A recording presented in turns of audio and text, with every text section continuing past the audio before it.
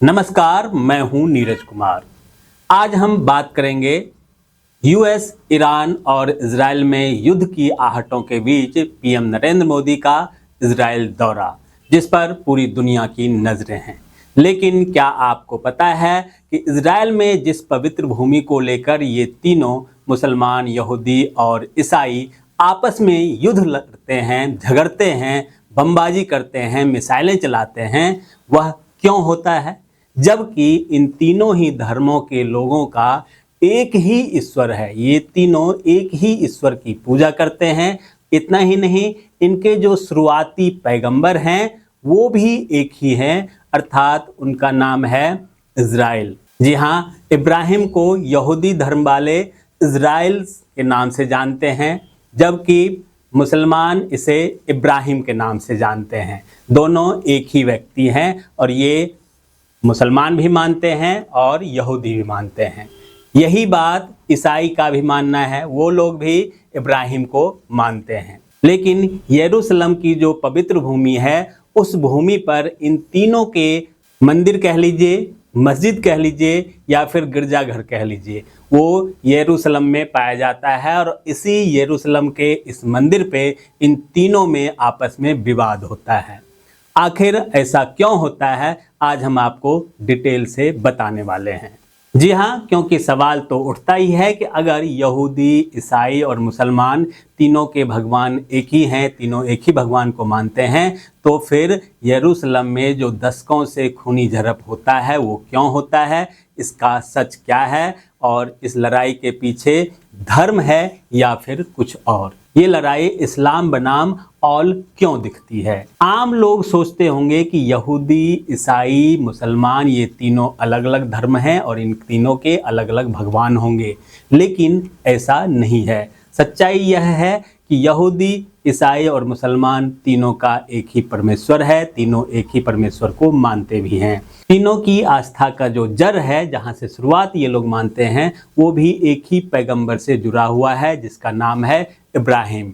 इसी वजह से इन्हें इब्राहिमी धर्म भी कहा जाता है। अब फिर सवाल एक बार फिर से यही उठता है कि ये झगड़ते क्यों हैं?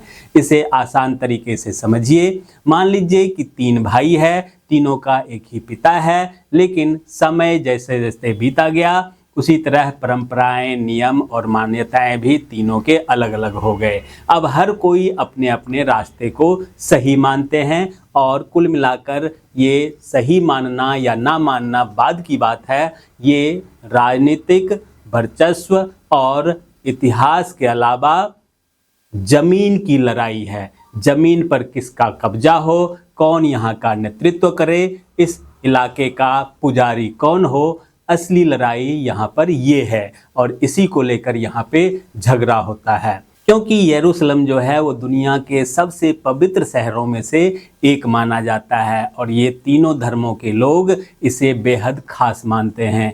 यहूदियों के लिए यह उनकी प्राचीन आस्था का केंद्र है। ईसाइयों के लिए यहाँ यीशु से जुड़ी पवित्र घटनाएं हुई थी और मुसलमानों का मानना है कि यहाँ उसका अल-अक्सा मस्जिद बना हुआ है, जो कि उनका तीसरा सबसे पवित्र स्थान है। अब एक महत्वपूर्ण सवाल ये भी है कि क्या अल-अक्सा मस्जिद जो है उसे सिर्फ मुसलमान ही मानते हैं? इसका सीधा जवाब अगर देखें आप तो लगेगा कि अल-अक्सा मस्जिद को सिर्फ मुसलमान अपने पवित्र स्थल के तौर पर मानते हैं, लेकिन ऐसा भी नहीं है। इसके गहराई में अगर आप जाएंगे तो जिस जगह को मुसलमान अल-अक्सा मस्जिद मानते हैं, उसी स्थान को यहूदियों के लिए बेहद पवित्र माना जाता है, क्योंकि यहूदी इसे टेम्पल माउंट कहते हैं। उनका मानना है कि यहीं पर प्राचीन यहूदियों का मंदिर हुआ करता था और असली विवाद का जड़ यही है।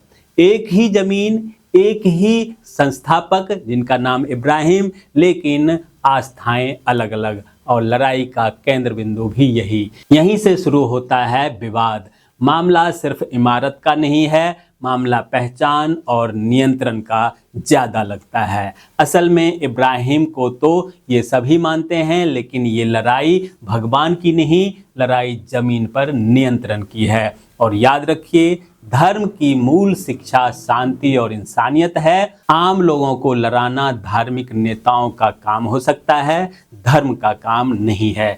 भगवान तो एक ही हैं, लेकिन इंसान की समझ अलग अलग है, और जब समझ आपस में टकराती है तो संघर्ष उत्पन्न होता है, और जब संघर्ष होता है, टकराव होता है, तो संघर्ष बढ़ते बढ़ते खून खराबे में बदल जाता है। और उसी संघर्ष का केंद्र आज यरूशलेम बना हुआ है, जहां मानव अपने फायदे के लिए लड़ रहे हैं। अगर हम पहले इंसान बन जाएं तो शायद दुनिया में धर्म के नाम पर लड़ाइयाँ खत्म हो जाएगी। और आज जिस प्रकार से प्रधानमंत्री नरेंद्र मोदी यरूशलेम इजराइल गए हुए हैं, उन्होंने जो वहाँ भाषण दिया है, उस भाषण में भी एक यही थीम छुपा हुआ था कि शांति चाहिए, शांति से रहिए, और किसी भी सूरत में आतंकवाद को सपोर्ट नहीं किया जा सकता। आतंकवाद का कोई धर्म नहीं होता। शांति से, बातचीत से सभी समस्या का हल हो सकता है। अब देखना है कि यरूशलेम को लेकर जो सदियों से एक लड़ाई छिड़ी हुई है, आपको याद होगा, चाहे विश्व का प्रथम युद्ध हो और विश्व का द्वितीय युद्ध हो, वो भी इन्हीं केंद्र बिंदुओं को लेकर हुआ था। चाहे नाजी शासन की बात करें या फिर तानाशाह हिटलर की, इसी भूमि के कारण, इसी मतभेद के कारण यहाँ पर युद्ध होता रहा है, और ये युद्ध आगे भी होता रहेगा अगर इसे मानवता के द्वारा हल नहीं किया गया। बने रहिए मोबाइल न्यूज़ 24 के साथ। आप तमाम दर्शकों का बहुत बहुत धन्यवाद। मैं हूँ नीरज कुमार और आप देख रहे थे मोबाइल न्यूज़ 24।